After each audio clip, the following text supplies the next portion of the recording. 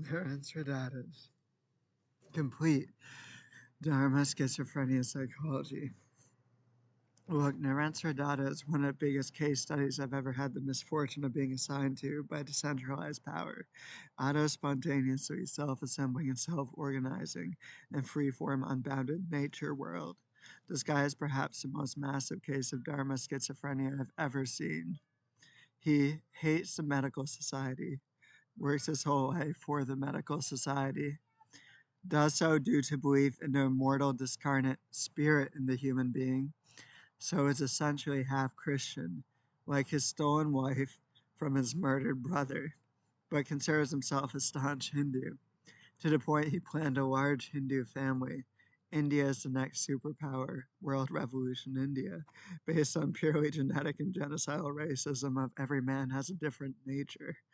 Variety of skin colors, pigments, subvariations of DNA and RNA, genetic submolecular variations based on regional morphogenetic electromagnetic fields, and cross-species interactive morphogenetic fields, and dietary bi-consciousness fluctuations called health.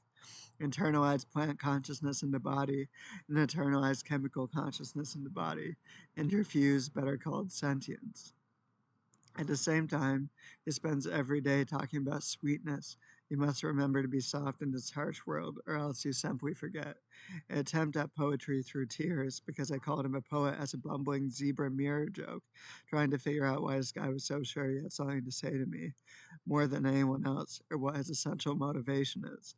Basically, there's no reason to try to converse with me unless you're my wife or children, Grimes, or a beautiful woman.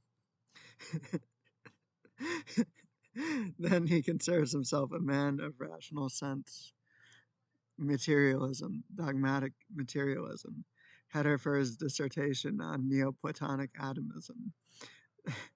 Then he preaches about the eternal Brahman and the play of the spiritual cosmos. Hinduism is functionally retarded in terms of the ecosphere with 100% certainty. Throw those swamis into the Ganges, dingoes. Then he talks about, I do not take those hallucinogenic mushrooms. As if hallucinogenic is even a scientific word, even based on the original papers or original criteria for scientific theory, which is what it would have to constitute to be included in the literature, because there are so many assumptions about nature. Well, science in the modern form really was founded, since advanced chemistry in the form of alchemy, fuck my true lineage, but I can laugh, has existed for thousands of years in clandestine occult laboratories. One of the most essential sciences, experimental, operational, and/or methodological ways of investigating truth and phenomena of experience, both so-called subjective and objective, is getting high, because it means tampering with the nervous system to see what will happen, which is essentially science. A moment to process. He once said, trust the process. He got this from a New Ager 3-year-old girl with a t-shirt and dress he had bought to try stem cell therapy through blood transfusion, and he raped and killed apparently. I don't have data. Data isn't accurate. And this guy has daughters who he took 10 years off to nurse and occasionally abused. His wife calls him a mother. He thinks it's because he's nurturing, but it's really because she hates him.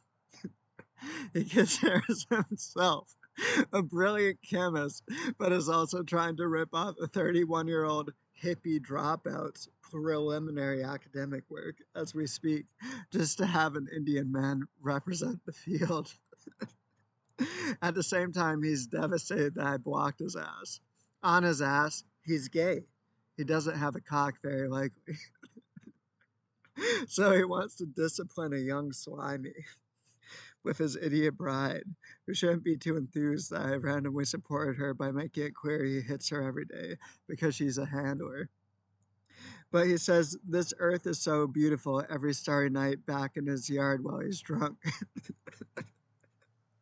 Then he says we must go to Mars to preserve the species because Musk once slapped him on the ass at a social conference for ex-pedophiles and support networks for traveling billionaires. Like most married couples, he always wants to fuck anything else just because they're ill-suited for each other. Zebra and Grimes will never have that problem. A moment to process.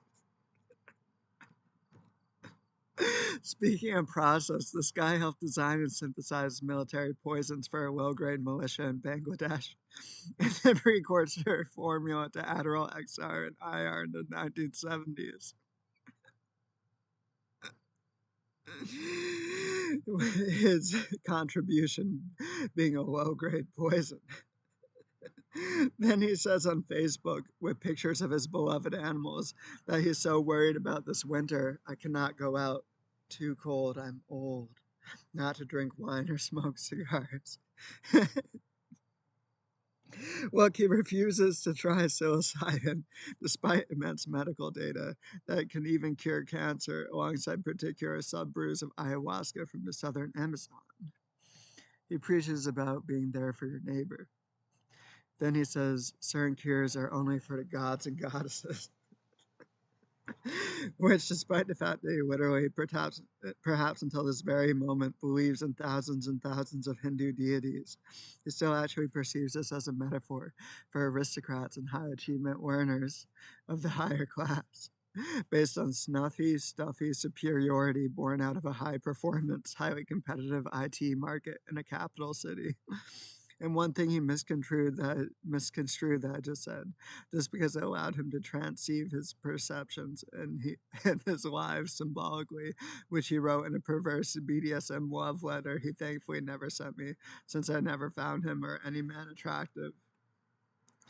All the time he's shaky and shivering, like there's not a single warm heart in the world, and he's the only one who understands the Vedic science, saying, "This is what it's like in Bangladesh."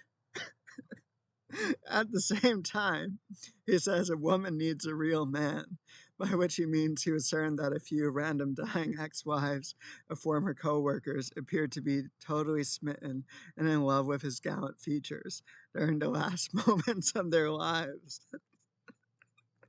And he has a whole modus operandi on why frail men don't deserve chemo, especially white guys, since he at least considers black men, although he told me personally that he hates them and was shocked that his friend learned how barbaric they were upon his visits to America.